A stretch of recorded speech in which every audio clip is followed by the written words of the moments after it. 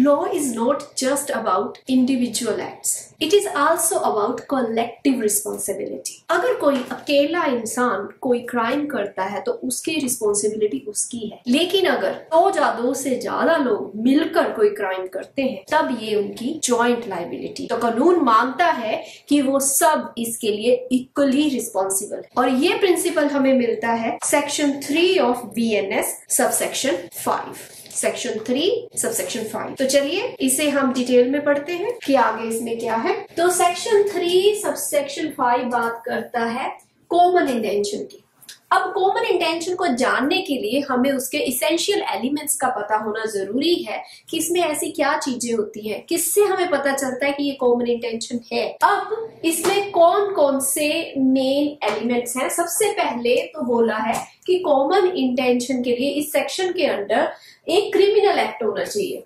Criminal act होना चाहिए, पर वो एक्ट किसके द्वारा होना चाहिए? By several person. अब हमें सेवरल पर्सन की अगर बात समझनी है यहाँ पे, तो सेवरल पर्सन का मतलब कि 2 या 2 से ज्यादा। अब 2 या 2 से ज्यादा कितने, इसकी कोई अपर लिमिट नहीं है, कितने भी हो सकते हैं, पर 2 से ज्यादा पर्सन होने चाहिए, वो सेवरल पर्सन्स में आ गया। क्रिमिनल एक्ट क्या हो गया कि कोई सिविल नहीं, नेचर में क्रिमिनल होना चाहिए, या तो कोई क्रिमिनल एक्ट होना चाहिए किनके द्वारा? 2 या 2 से ज्यादा जो लोग हैं उनके द्वारा, ठीक है, बाय सेवरल पर्सन्स। अब नेक्स्ट है कॉमन इंटेंशन। अब कॉमन इंटेंशन में क्या है? कॉमन इंटेंशन में ये होना चाहिए कि जो भी लोग, एक या एक से ज्यादा लोग मिलके कोई भी प्लान कर रहे हैं, उनकी प्रायर मीटिंग ऑफ माइंड्स होनी चाहिए। उनका आपस में एक कॉमन इंटेंशन होना चाहिए कि यस हमने ये काम करना है, और उसका एक शेयर्ड प्लान होना चाहिए।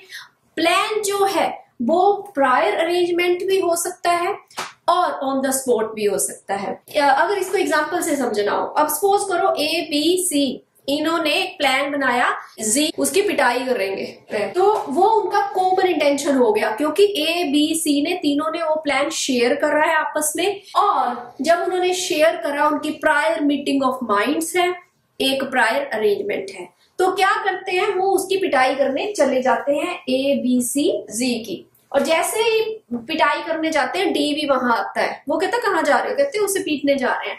वो कहता कोई नहीं, मैं भी ज्वाइन करता हूँ, मुझे भी बड़ा पसंद नहीं है वो, उसने मेरे साथ ऐसा किया। वो ऑन द स्पॉट उसने इंटेंशन बनाया, ऑन द स्पॉट उनका इंटेंशन बना, प्रायर मीटिंग ऑफ माइंड हुआ, तो उन्होंने एक शेयर्ड प्लान बनाया, तो वो उसको पीटने गए, तो वो हो गया कॉमन इंटेंशन, ठीक है। तो इसे बोलेंगे कॉमन इंटेंशन। फिर बात आ गई इन फर्दरेंस ऑफ कॉमन इंटेंशन।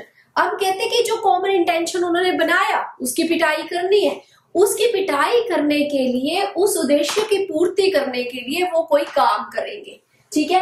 अगर उसके बाहर काम करते हैं जो उनका कॉमन इंटेंशन है, तो सेक्शन जो है 3 सबसेक्शन 5 एप्लीकेबल नहीं होगा। पर अगर जो उनका कॉमन इंटेंशन है उसकी पिटाई करने का, अगर उसके अंदर ही वो काम करते हैं उसी कॉमन इंटेंशन को फुलफिल करने के लिए, इन फर्दरेंस ऑफ कॉमन इंटेंशन, तो सेक्शन 3 सबसेक्शन 5 जो है वो एप्लीकेबल होगा। अब इसकी एग्जांपल ले लो। ABC गए, उन्होंने सोचा हमने X की पिटाई करनी है, पर क्या हुआ कि सिर्फ हम ना उसे पिटाई करेंगे, 2-4 थप्पड़ मारेंगे, उसे छोड़ देंगे, बाकी ये है कि उसका कुछ टांगे टूंगे नहीं तोड़नी, कुछ ऐसा काम नहीं करना। ये आपस में उनका डिसाइड हुआ, ठीक है। पर जब वो वहां गए, क्या किया उन्होंने? बस थप्पड़ थप्पड़ मारे A और B ने, पर C को पता नहीं क्या हुआ, अचानक उसने उसकी टांगों पे जोर जोर से कुछ मार दिया और उसकी टांगों में पूरी तरह से फ्रैक्चर कर दिया। अब क्योंकि उनका कॉमन इंटेंशन सिर्फ उसको इतना मारना था, ये आगे वाला प्लान नहीं था, तो क्या हुआ, वो आउटसाइड ऑफ उनके कॉमन इंटेंशन हुआ, तो सेक्शन 3 सबसेक्शन 5 एप्लीकेबल नहीं होगा। But in furtherance of common intention ही काम होना चाहिए। नेक्स्ट है पार्टिसिपेशन। अब जो कॉमन इंटेंशन, जो बात तय हुई है, उसके लिए पार्टिसिपेशन भी होनी चाहिए उस काम में, और जो पार्टिसिपेशन है वो डायरेक्ट भी हो सकती है, इनडायरेक्ट भी हो सकती है। अब ये मैटर नहीं करता कि आपने उस कॉमन इंटेंशन को फुलफिल करने के लिए कितना काम किया, थोड़ा किया, ज्यादा किया, ये मैटर ही नहीं करता, काम छोटा भी हो सकता है, बड़ा भी हो सकता है, ठीक है, बट आपकी पार्टिसिपेशन होनी चाहिए, जो पार्टिसिपेशन डायरेक्ट भी हो सकती है, इनडायरेक्ट भी हो सकती है। एग्जाम्पल लेते हैं, जैसे ए बी सी और डी, उन्होंने क्या किया, एक्स का मर्डर किया।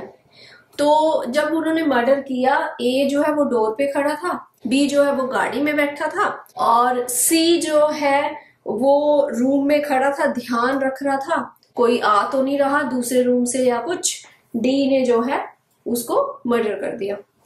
अब देखा जाए, मर्डर तो एक पर्सन ने किया, क्योंकि इसमें ये मैटर नहीं करता जब कॉमन इंटेंशन है कि आपका एक्ट छोटा है या बड़ा है।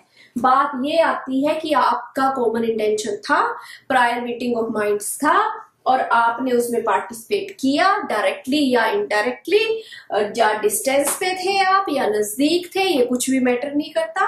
पर अगर आपने वो किया है कॉमन इंटेंशन के साथ पार्टिसिपेशन, तो फिर ये माना जाएगा कि वो क्राइम आपने भी किया है, तो आपकी एक जॉइंट लायबिलिटी मानी जाएगी। नेक्स्ट है लायबिलिटी। अब इस केस में क्या होगा कि जब पार्टिसिपेशन करी सबने, किसी का टास्क छोटा था, किसी का बड़ा था, फिर क्या हो जाएगी, जॉइंट लायबिलिटी, और सबको जो है मर्डर की सजा मिलेगी। ये माना जा सकता है कि लायबिलिटी जो है वो ऐसे मानी जाती है कि जैसे इंडिविजुअली उन्होंने वो एक्ट किया हो, तो सबको जो है मर्डर की सजा मिलती है, इररिस्पेक्टिव ऑफ कि उन्होंने काम कितना छोटा या बड़ा किया, उनकी पार्टिसिपेशन कितनी छोटी या बड़ी थी। तो ये कॉमन इंटेंशन है, ये उसके इसेंशियल एलिमेंट्स है। अगर ये फुलफिल होते हैं तो माना जाएगा कि उन लोगों का कॉमन इंटेंशन था। अब बात ये आती है कि इसको कैसे साबित किया जाए कि कॉमन इंटेंशन था, क्योंकि डायरेक्टली तो कोई नहीं बोलेगा कि हमारा कॉमन इंटेंशन था। तो क्या करती है कि कोर्ट जो है इससे इन्फ्रेंस निकालती है।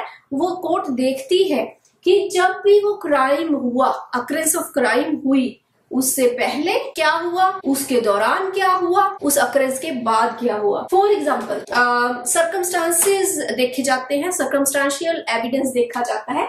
जैसे for example A B C G, ये चारों इकट्ठे जा रहे थे, ठीक है, इट मीन्स इनका कुछ आपस में प्रायर मीटिंग ऑफ माइंड होगा, मर्डर करने से पहले ये इकट्ठे जा रहे थे। फिर हो सकता है कि ये वेपन लेके जा रहे थे। वेपन लेके क्यों जा रहे, अगर अनलेस अनटिल वो प्रूव कर पाए कि वो किसी और काम से जा रहे थे, और अगर वेपन लेके जा रहे हैं तो उसके पीछे यही निकलता है कि वो कुछ ऐसा करने जा रहे थे, उनका कोई कॉमन इंटेंशन था। या फिर जब अक्रेंस के दौरान ए बाहर खड़ा था, वो बोल रहा था वो कोई आ रहा है, आप जल्दी करो, ठीक है, उसने आवाज दी, वो बताता है कि वो सारे मिले हुए थे, उनकी पार्टिसिपेशन है और वो कॉमन इंटेंशन है उनका। या फिर अक्रेंस के दौरान कोई बोलता है कि वो लगता है वो जिंदा है, अभी उसे थोड़ा सा और पिटाई कर, है ना, तो ये क्या है, ये भी बताएगा कि उनका ये कॉमन इंटेंशन था। तो ऐसे करके जो है फिर पता किया जाता है कि कैसे कि अक्रेंस के दौरान, अक्रेंस से पहले जो भी क्राइम हुआ है और उस क्राइम की अक्रेंस के बाद जो भी ऐसी चीजें सामने आती हैं, कोर्ट के जो भी सर्कमस्टांशियल एविडेंस मिलते हैं, तो उनके बेसिस पे